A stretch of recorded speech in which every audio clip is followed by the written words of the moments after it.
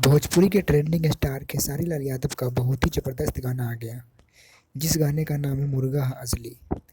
Happy new year 2024 का बहुत ज़बरदस्त गाना है और ये गाना अभी एक नंबर ट्रेंडिंग पे पूरे इंडिया के अंदर चल रहा है। इस गाने को खेसारी लाल यादव और नेहा कक्कड़ ने इस गाने को गाया है।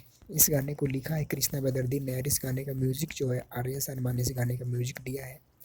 इस गाने को आप खेसारी म्यूजिक वर्ल्ड पे जाकर इस गाने को आप देख सकते हैं और अपना प्यार और आशीर्वाद इस गाने को दे सकते हैं।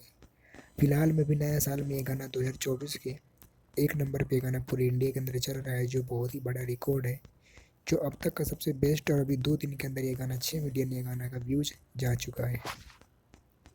आप लोग इस गाने को ऐसे ही प्यार दीजिए ताकि गाना और ही ज़्यादा हिट हो और व्यूज़ के मामले में सबसे ज़्यादा हिट होने के मामले में सबको आगे सबसे आगे चले जाए।